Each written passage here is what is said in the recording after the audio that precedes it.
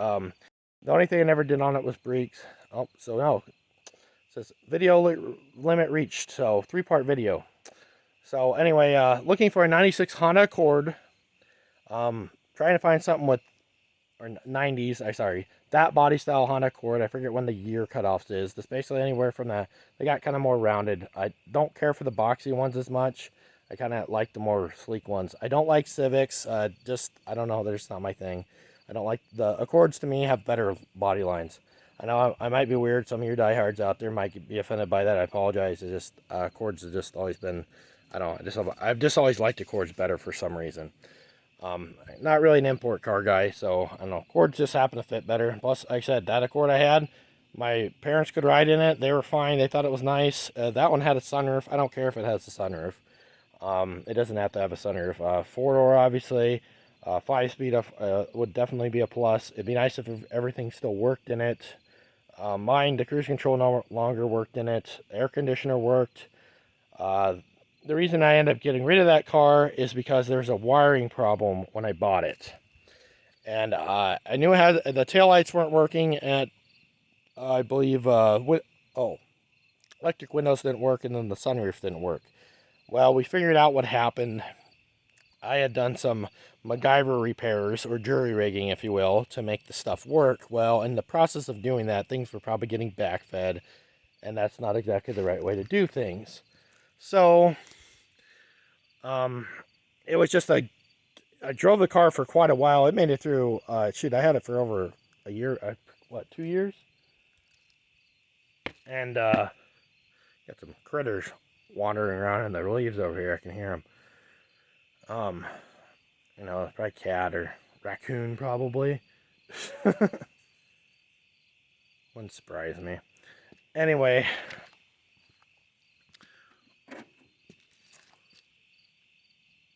walking around. Sorry, I'm a little paranoid. You never know what kind of critters are out in the farmyard. For all I know, it's a freaking badger. I don't need that. Or skunk. That would not be a fun night.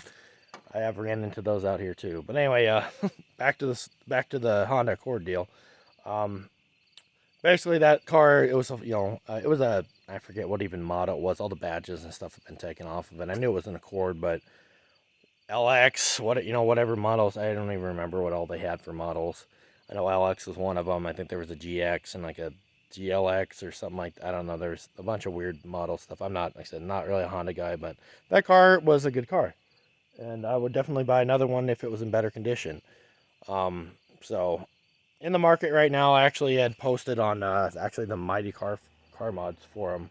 So some of you may watch their channel. They do a lot of they're in Australia, so they get a lot of that Hondas and Nissans and Mitsubishis, Subarus is their thing, and then of course Volkswagens and all the other pretty much anything. They're not really into the domestic stuff so much. They're more into your Japanese imports. That's more their thing. But that's a good venue to talk to people. There's a Facebook group, and I was happened to see this interesting car come up for sale. It is what they call a Honda. I believe it's a Honda Integrity or Honda Accord Integrity. It was a Japanese marketed car that somebody had imported to the U.S. And I live in Nebraska, so that car has come a long ways from where it was originally, and it actually looks like it's in pretty good shape. It has 86,000 miles on it. Automatic transmission. It's right-hand drive, so kind of an oddball car. And it does not look quite like an Accord. It has some very different looking taillights on the back of it. The front end reminds me of 80s, early 90s, late 80s Hondas and Acuras. And anyway, it has a unique 5-cylinder, inline 5-cylinder, longitudinally mounted. So basically, your cylinder one's at the front of the engine bay, not to the passenger or driver's side, depending on which configuration you got. Unique, and it's also front-wheel drive, so it's a very unique car in that right. Anyway, I was asking people about them. Some people, they're getting, that was in 1990, so it's getting pretty old already. Most of the people that I was talking to didn't really know a whole lot about them. Just that, yeah, when they were new, they were good cars. I'm like, well, so was any car when it was new. like, that doesn't really help me much. So they anyway, finally got some advice from some people, and I started looking up, and they said, okay, well, the other cars that we had in the U.S. was called an Acura Vigor. Never heard of that. Like I said, I'm really not into import stuff, so I never really paid attention to the other, brands of stuff that, if it wasn't Chevy, Ford, or Dodge. I saw like Civics and Eclipses and those sort of cars, and I always thought, oh, those are, I like Eclipses. Eclipses are cool. If I could find a second gen one, that'd be awesome. But those cars have been beat, and the ones that I would want would be a turbocharged, just like Fast and Furious, that sort of thing. The one that blew up, yeah, the one that the floor pan fell out on, and that body style. Anyway, yes. Now I don't care. The color scheme was definitely not my thing, but the car itself was cool. The Supra, I don't really care for those. I know some people are like, what? You don't like Supras? They were okay, but I don't know. They're just too bubbly. Just over the top bubbly looking. And that just didn't appeal to me. I don't know. I like more like your RX-7s, like that sort of look. Like they have a streamline. They look like a miniature Corvette kind of going on there. And I don't know. They have a neat, like, I don't know, finished look. I don't know. Maybe I'm crazy. Take it for what it is. Nissan Skyline, cool car. I am not a Nissan guy, unfortunately. I've worked on enough Nissans to know that I just don't want to own one. They are cool looking cars, especially like your old Datsuns and stuff like that. They are cool looking cars, but working on them, they are way too complicated for what they need to be. And I am not a fan, especially the big thing about Nissans with me, and some of you that own them, take a look under the hood on your 4-cylinder and look where the spark plugs are, especially on newer ones. Older ones may not be the case, but newer ones.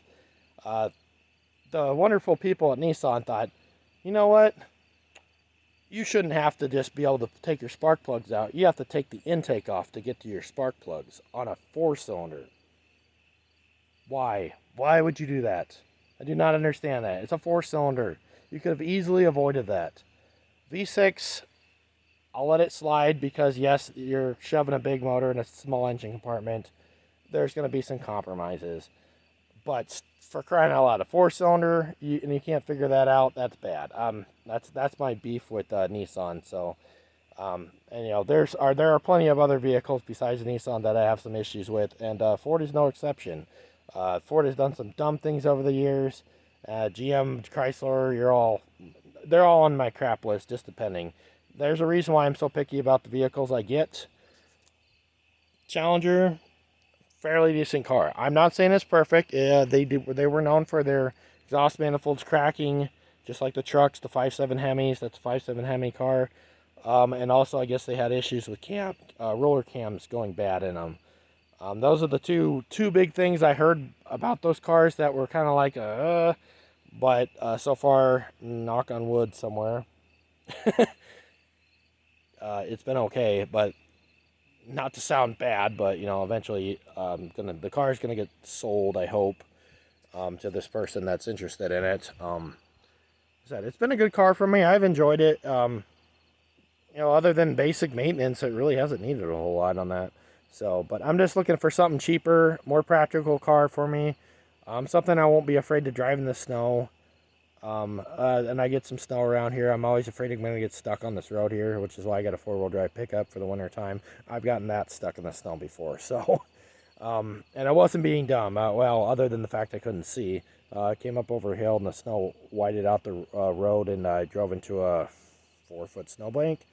Yeah, and I couldn't. It was bad. It's hard to explain. You're like, how didn't you see that? Trust me, I was looking pretty good, and I couldn't. It was just like straight up white out, and then next thing you know, this road was blocked in with snow, and had to have a tractor drag me out. So yeah, it wasn't a good day for that truck. Anyway, that's that blue F-150 I'm talking about. That's got a 3-inch body lift on it too. So I had the snow blade on the front of it, which you're thinking, whoa, why didn't you just push the snow out of the way? Well, If you know anything about snow blades, they just don't just push snow out of the way. You have to be able to move the snow that's in front of you. If the snow is too dense or too tall or too high, you're not moving it. All you're doing is it's like running into a building or a brick wall. It's not going to move. Might move a little bit, but it ain't going to move. Anyway, all it did was act like skis, and I drove up on top of the snowbank. And yeah, it actually kind of probably made it worse to pull out than it would have been if it wouldn't have had one. Anyway, thanks again, guys. Like I said, this was just a little because we can video tonight. It was a real kind of jerking around and doing kind of weird stuff, but it's all in preparations to get that V8 out of the shed onto the engine hoist and into that Ranger. So fingers crossed. Next video or two, that motor, or I'll have it in the truck. Like I said, I don't do a lot of as I'm doing videos because it's just, well, I'm one person. It's hard to film and do stuff at the same time because I'm always worried the camera's going to fall over, or I'm going to end up with a freaking 2-hour long video because I'm over here messing with a bolt for 20 minutes and don't want to crawl out from underneath the truck or something like, just stupid things like that. So I'd rather just show you how I did it, and I'll explain it to you after I'm done. I've said all the other video I've probably done a how-to of was when I was putting the shifter cable in that F-150. And yes, that was tedious. Some people are thinking, well, that's boring. It is, but it's something that needed to be done. So anyway, guys, thank you for watching. Please like, comment, and subscribe. See you guys on the next one. Hope you guys like this content. Leave a comment if you have anything to say, any suggestions, what can be done, what you're looking forward to, what I should stop doing. If there's something that I keep doing that's like, don't do this all the time. And I understand some of you are like, well, quit doing the 3-part videos all the time. I would if I could, but I'm not. I'm not a video person. I don't really know how to make these all one long video. Like I said, this is on a free YouTube app. I'm not paying YouTube or whatever to upload videos. This is just me doing it on my phone. I am not a professional. I'm not getting paid to do this. And I have no sponsors. This is just literally just me pulling my phone out, showing you guys, come along for the ride, like it, hate it. It is what it is. Anyway, guys, thank you for watching. We'll see you on the next one.